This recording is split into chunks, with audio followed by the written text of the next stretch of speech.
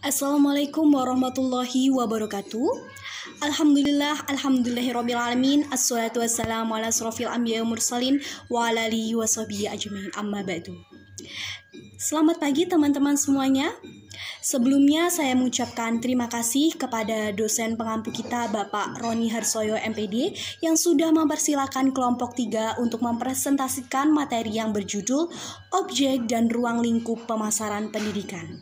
Tak lupa juga saya mengucapkan terima kasih kepada teman-teman yang sudah meluangkan waktunya untuk berdiskusi perkuliahan hari ini.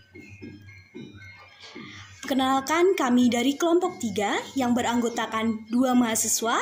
Yang pertama saya sendiri, Alfia Hidayatul Laili, NIM 20119316. Yang kedua ada Ari Ramansyah, NIM 20119327. Dalam objek dan ruang lingkup pemasaran ini ada beberapa pembahasan. Pembahasan yang pertama yaitu tentang objek pemasaran pendidikan. Menurut bahasa, objek didefinisikan sebagai suatu hal yang dijadikan sebagai pokok sasaran pembahasan. Sedangkan objek pendidikan dimaksud sebagai sasaran dari sebuah pendidikan. Pemasaran merupakan suatu proses sosial yang dengan proses itu individu atau lembaga pendidikan mendapatkan apa yang mereka butuhkan dan inginkan melalui penciptaan, penawaran, dan pertukaran produk dan jasa yang bernilai dengan pihak lain. Jadi dapat disimpulkan bahwa objek pemasaran pendidikan adalah seseorang yang dijadikan sasaran atau tujuan untuk dikaji, diperhatikan, dan sebagainya dalam ranah pendidikan. Dalam objek pemasaran ini ada 3 objek. Yang pertama ada siswa atau peserta didik, yang kedua ada orang tua, dan yang ketiga ada masyarakat luas. Yang pertama kita akan membahas tentang objek siswa atau peserta didik. Peserta didik sebagai manusia menjadi objek ilmu yang pendidikan yang bersifat material. Sedangkan usaha untuk membawa peserta didik dalam mencapai tujuan pendidikan atau kedewasaan disebut dengan objek pendidikan yang bersifat formal. Upaya mendidik, membimbing, dan melatih peserta didik menuju perbaikan dan melatih peserta didik menuju perbaikan dan tanggung jawab sebagaimana dalam praktek pendidikan yang menyangkut persoalan-persoalan pendidikan. Yang kedua yaitu objek orang tua. Orang tua selalu menginginkan suatu hal yang terbaik untuk anaknya, terutama dalam hal pendidikan. Orang tua rela menghabiskan banyak dana untuk menyekolahkan anaknya, terutama dalam hal pendidikan. Orang tua rela menghabiskan banyak dana untuk menyekolahkan anaknya ke lembaga pendidikan yang berkualitas, baik dan ternama. Karena itu orang tua menjadi salah satu objek dari manajemen pemasaran pendidikan. Yang selanjutnya yaitu masyarakat luas. Pendidikan masyarakat terjadi ketika lepas dari asuhan keluarga dan berada di luar pendidikan formal ataupun sekolah. Pendidikan masyarakat terjadi secara tidak langsung, dalam artian anak mencari pengetahuan dan pengalaman sendiri, mempertebal keimanan serta keyakinan sendiri akan nilai-nilai kesusilaan dan keagamaan di dalam masyarakat. Masyarakat turut serta memikul tanggung jawab pendidikan. Masyarakat besar pengaruh dalam memberi arah terhadap pendidikan anak, terutama para pemimpin masyarakat atau pengusaha yang ada di dalamnya. Pembahasan yang kedua yaitu tentang ruang lingkup pemasaran pendidikan. Di sini ruang lingkup pemasaran pendidikan ada 7. Yang pertama yaitu produk. Produk merupakan hal yang mendasar yang akan menjadi pertimbangan pilihan bagi masyarakat. Produk pendidikan merupakan segala sesuatu yang ditawarkan yang bertujuan untuk memenuhi kebutuhan dan keinginan. Produk yang dihasilkan dan ditawarkan harus berkualitas, sebab konsumen tidak senang pada produk kurang bermutu apalagi harganya mahal.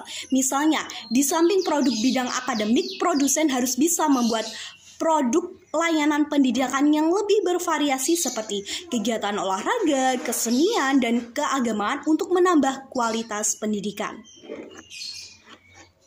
Yang kedua yaitu harga. Penentuan harga merupakan titik kritis dalam bauran pemasaran karena harga menentukan pendapatan dari suatu usaha ataupun bisnis. Produsen harus pandai menetapkan kebijakan tinggi atau rendahnya harga.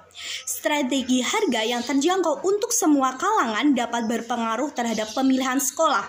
Umumnya, orang tua yang berpenghasilan menengah ke bawah memilih bersekolah yang relatif lebih murah, kecuali jika memperoleh beasiswa. Sedangkan orang tua yang berpenghasilan menengah atas memilih sekolah yang terbaik walaupun dengan biaya yang relatif tidak murah.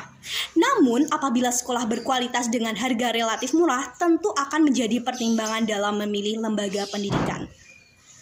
Dan yang selanjutnya adalah lokasi atau tempat place, yaitu keadaan atau lokasi yang strategis dan mudah dijangkau dari segala arah dengan kendaraan umum maupun kendaraan pribadi. Juga kemudahan akses menuju sekolahan merupakan faktor pendukung dari kenyamanan siswa maupun orang tua dan masyarakat sekitar sekolah. Yang selanjutnya adalah promosi atau promotion. Promosi merupakan faktor penentu keberhasilan program pemasaran. Betapapun berkualitasnya suatu produk, apabila konsumen belum pernah mendengar atau belum pernah melihat dan tidak yakin bahwa produk tersebut akan berguna bagi mereka, maka mereka tidak akan pernah membelinya.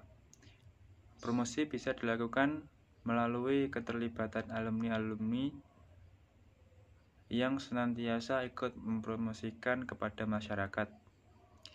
Hal ini sangat berdampak besar dan sangat bersignifikan terhadap kemajuan pengembangan sekolah, karena masyarakat lebih percaya dengan kesaksian-kesaksian orang yang pernah terlibat di dalamnya.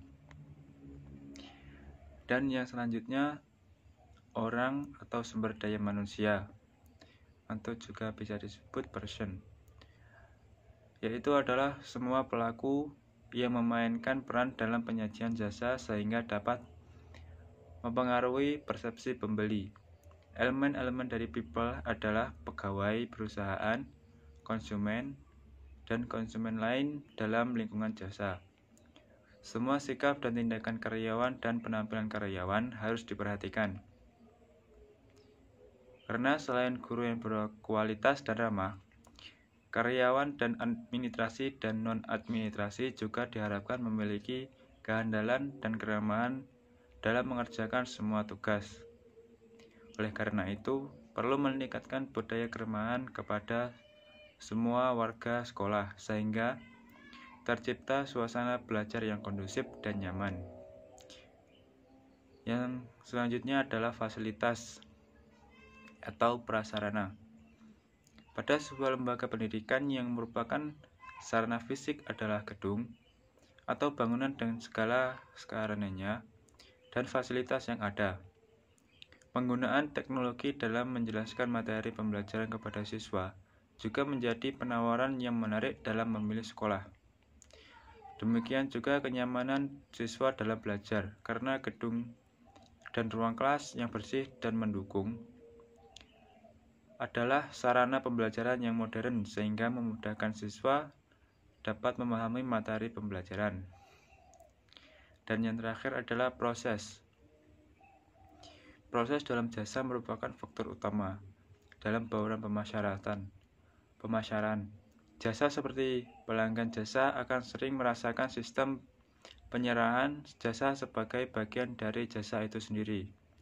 Dalam lembaga pendidikan, tentunya menyangkut produk utama ialah proses belajar mengajar. Dari guru kepada siswa, kualitas jasa atau pengajaran yang diberikan oleh guru harus cukup bermutu penampilan dan penguasaan bahan. Karena itu, manajemen lembaga pendidikan harus memperhatikan kualitas guru yang sangat menunjang keberhasilan pemasaran dan pemuasan pendidikan di lembaga tersebut. Mungkin itu yang bisa saya sampaikan, dan kami dari kelompok 3 mohon maaf apabila ada kesalahan dan kurang lebihnya mohon maaf. Wassalamualaikum warahmatullahi wabarakatuh.